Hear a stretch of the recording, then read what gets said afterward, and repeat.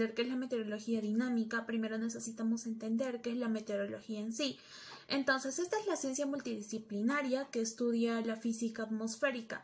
Para ello, los meteorólogos centran su atención en distintos factores atmosféricos.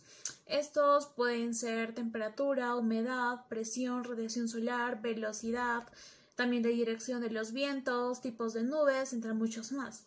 Así emplean distintos instrumentos y técnicas por las cuales ellos podrán elaborar diagnósticos especializados. Bueno, estos se refieren a una gran variedad de procesos, incluyendo, entre otros aspectos, el movimiento de la atmósfera. A esto se le podría llamar la meteorología dinámica, su interacción con los flujos de energía radiactiva, los procesos termodinámicos, también la formación de nubes y la generación de precipitación en cualquiera de sus formas, los intercambios de energía con la superficie, reacciones químicas, fenómenos eléctricos y los efectos ópticos. Ok, ahora hablaremos sobre las estaciones meteorológicas. Una estación meteorológica son los lugares donde se realizan mediciones y observaciones puntuales de diferentes parámetros meteorológicos, asimismo utilizando los instrumentos adecuados para así poder establecer el comportamiento atmosférico. La utilidad o la principal función de estas es recoger y registrar datos meteorológicos y con estos datos crear información de bastante valor. Las siguientes variables que se pueden registrar son la temperatura de aire, humedad, presión barométrica, velocidad del viento, dirección del viento, precipitaciones, nivel de UV, también la temperatura del suelo, la humedad del suelo, radiación solar, visibilidad, análisis de contaminación, entre muchas más. Y ahora hablaremos sobre los satélites meteorológicos. Estos sirven para la detección y análisis de todas las características que hay en la atmósfera y de diferentes factores que influyen en el clima o en los fenómenos atmosféricos. Esta información que se puede obtener son gracias a los satélites meteorológicos que han sido muy útiles para diferentes casos. Algunos de los ejemplos es que se obtiene información gracias a los métodos convencionales, como son los desiertos, zonas polares, extensiones oceánicas, de los hemisferios norte y sur, donde el humano puede estudiarlos sin la necesidad de estar en ellos. Otro sería la localización y seguimiento de huracanes, tormentas y también los tifones, y ya que estos son de vital importancia, ya que podemos evitar posibles desastres futuros.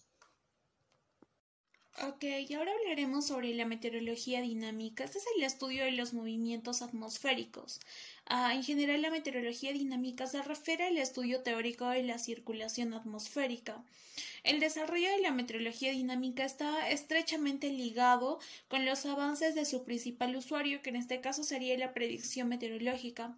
Se ocupa del estudio de los movimientos de la atmósfera que están directamente relacionados con su circulación en general y que además condicionan el estado del tiempo.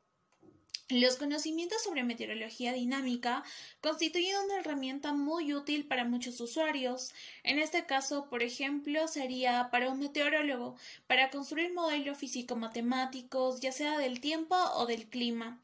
También le podría funcionar a un climatólogo para entender los rasgos principales de la circulación atmosférica. También podría ser a un constructor de instrumentos meteorológicos para conocer las características del flujo alrededor de su instrumento. También le serviría a un observador, a un pronosticador, a un astrónomo o a un piloto.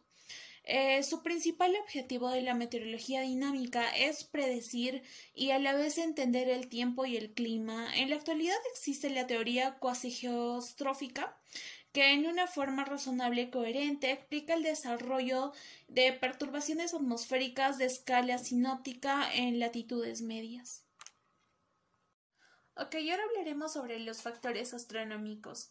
La Tierra es el único planeta en donde se sabe que existe vida. Porque posee una atmósfera la cual contiene un oxígeno que es respirable Y también existe el agua, que se presenta en sus tres estados, que sería líquido, sólido y gaseoso. El número medio de horas del Sol estacional y anual depende de los factores. El factor astronómico, que se refiere a la posición de la Tierra respecto al Sol y que viene definido por la latitud del lugar o también por la mayor o menor nubosidad dependiendo de la zona. Luego está la posición de la Tierra respecto al Sol. La causa del rompecabezas meteorológico es el Sol y el movimiento de la Tierra respecto a él. Recordemos que nuestro planeta está dotado de dos movimientos astronómicos principales e importantes, el movimiento de rotación y el movimiento de traslación. Otro punto es la inclinación de 23 grados y 27 minutos del eje imaginario de rotación terrestre con respecto a la eclíptica o plano que forma nuestra órbita alrededor del Sol. Todos estos movimientos provocan las estaciones, las sucesiones de días, de noches, las diferencias de temperaturas consiguientes entre los distintos puntos de nuestro planeta, dando lugar a otros fenómenos meteorológicos que ya conocemos. Gracias. Bien, como bien sabemos, la temperatura es una magnitud física que está relacionada con la energía cinética por medio de las partículas y que a su vez forman un cuerpo o un sistema. Esto quiere decir que a mayor energía cinética, mayor es la temperatura y viceversa. Como sabemos, la percepción del frío o del calor es una experiencia subjetiva, pero la temperatura es una magnitud que puede medirse y cuya existencia ya está definida científicamente. Y existen tres escalas para medirlo. Estas son la escala Fahrenheit, la escala Celsius y la escala Kelvin.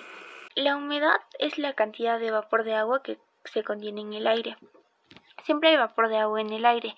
Esto quiere decir que todo lugar que tenga presencia de agua con posibilidad de calentarse y evaporarse es una fuente de humedad, como la que proviene de la superficie de los ríos, de los lagos, de la misma tierra húmeda en sí y de las plantas, donde el agua se puede presentar tanto en forma líquida, sólida o gaseosa.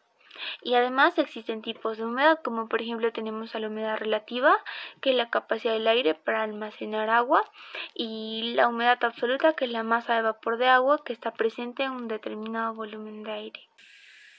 El clima hace referencia al estado de las condiciones de la atmósfera que influyen sobre una determinada zona. El uso cotidiano del término por lo general se vincula mucho en lo que es la temperatura. Y bueno, existen tipos de climas, los cuales se clasifican en climas cálidos, climas templados y climas fríos. Los climas cálidos son aquellos que presentan temperaturas elevadas, como por ejemplo el clima tropical y los climas desérticos. El clima templado es una instancia intermedia entre los climas cálidos y los climas fríos, que son variaciones importantes de acuerdo a la estación y mucha variabilidad meteorológica. Los climas fríos son aquellos en los que predominan las temperaturas bajas a lo largo del año, como son los climas polares o como el clima de las montañas. Cabe recalcar que también el clima está determinado por interacciones de diversos factores, como son latitud, altitud, distancia del mar y otros. Bueno, la precipitación consiste en la caída del agua de las nubes hasta la superficie de la Tierra, ya sea en forma líquida o en forma sólida. Por ende, podemos decir que las nubes son la principal fuente de precipitación y se pueden clasificar según varios criterios, como por ejemplo la forma en la que se manifiestan o la intensidad. Por la intensidad tendríamos a lo que son las precipitaciones débiles, las precipitaciones moderadas, las precipitaciones fuertes y muy fuertes, y en muchos casos llegan a ser hasta torrenciales. Por la forma en la que se manifiestan podríamos tener lo que es la llovizna, el granizo y la nieve y muchos otros más. Las nubes es un conjunto de finas partículas de agua en estado líquido o en estados sólidos de cristal de hielo que forman masas de espesor, color y formas variables. Clasificación: nubes altas que aparecen entre 5 y 13 kilómetros de altitud. En esos niveles la temperatura es tan baja que el vapor de agua se convierte directamente en cristales de hielos. El cirrus tiene forma delgada y fina y tiene una forma de cola de caballo al final. Se forman a partir del cirrus datos formados por unidades pequeñas de aspecto redondeado en vez de fibrosas. El cirrostratus cubre gran extensión del cielo y son finas y dejan pasar por alto y forman halos. Nubes medias se sitúan entre 2 y 0.6 kilómetros de altitud. Son nubes densas y de aspecto glacio. En muchos aspectos la lluvia o la nieve de precipitaciones caen de manera continua y más o menos son suaves. Las nubes es un conjunto de finas partículas de agua en estado líquido o en estado sólidos de cristal de hielo que forman masas de espesor, color y formas variables. Clasificación: nubes altas que aparecen entre 5 y 13 kilómetros de altitud. Alto cúmulos, globulares o arrollamiento en capas o partes están distribuidas en el cielo más o menos regular. Alto cúmulos lenticulares. Son estaciones y se forman en grandes altitudes en zonas montañosas y ahí se aíslan con otras nubes. No recuerdan al ovni lentes y a las almendras globulares en arrollamiento en capas o partes están distribuidas en el cielo más o menos regularmente. El viento es la compresión de las diferencias de la presión atmosférica entre dos puntos de clasificación. Los vientos locales son vientos que soplan en un área delimitada entre dos sistemas de baja y alta presión pequeños.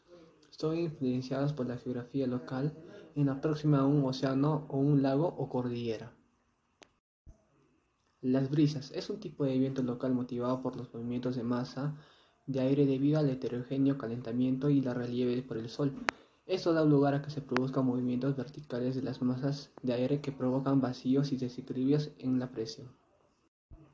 Meteoros, fenómeno observado en la atmósfera o sobre la superficie de la Tierra, que consiste en una precipitación o suspensión de un depósito de partículas líquidas o sólidas, así como una manifestación óptica o eléctrica. El arco iris. El arco iris es un fenómeno óptico y meteorológico que ocurre ciertos días en el que el sol ilumina una cortina de lluvia. Ahora, la luz blanca procedente del sol contiene todos estos colores que al entrar en un medio diferente como es el agua, sufren una desviación. A este fenómeno se le reconoce como refracción. Esta desviación es mayor cuanto mayor sea el índice de refracción entre los medios inicial y final. El resultado neto sería que al entrar la luz solar en la gota de agua produce un ángulo. Este ángulo produce un color entre el violeta, que es el que más se desvía, y el rojo, que es el que menos se desvía, así produciendo el arco iris y todos sus colores. La luna y el clima. Cuando el cielo está despejado, el calor de la Tierra escapa de forma más fácil, pero la luna tiene un fuerte influjo sobre nuestro clima, puesto que estos funcionan como cojines de calor. Esto se debe más que todo a las mareas que produce, y las mareas que produce se deben a su fuerza gravitatoria. Estas mueven grandes masas de agua, como ya dije, producen calor. Además, sin estas mareas, la Tierra rotaría 3 veces más rápido y produciría graves consecuencias. Por ejemplo, fuertes vientos de hasta más de 500 kilómetros. Al estabilizar la rotación de la Tierra, la Luna produce condiciones meteorológicas estables y constantes. Es por eso que nuestro satélite terráqueo natural nos hace vivir de forma adecuada en el planeta Tierra. El relieve. El relieve es lo que se conoce como alteraciones que presenta la corteza terrestre. Ahora les hablaré sobre dos efectos que producen el relieve. Primero, el efecto barrero. El efecto barrero es el que sufre el aire frío a ascender en altura por causa de la presencia de un relieve. Este ascenso le hace perder temperatura y por lo tanto aumenta la humedad relativa hasta saturarse y hacer que llueva. Ahora, por otra parte, está el efecto Foehn. El efecto Foehn o Foehn es el contrario. Una vez que el aire se ha secado, en la vertiente de Barlovento pasa la cima y desciende por la ladera contraria provocando vientos muy fuertes, secos y cálidos. Conclusiones.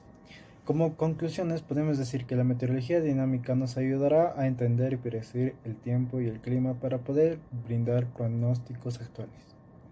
Las zonas más cálidas de la Tierra se encontrarán en el trópico de Cáncer y Capricornio, las zonas templadas por los trópicos a los círculos polares y las zonas áridas en los círculos polares. Los factores meteorológicos y geográficos son fenómenos como la temperatura, humedad, precipitaciones y entre otros. También, dentro de las conclusiones, los factores meteorológicos podemos encontrar varios tipos de cada subtema.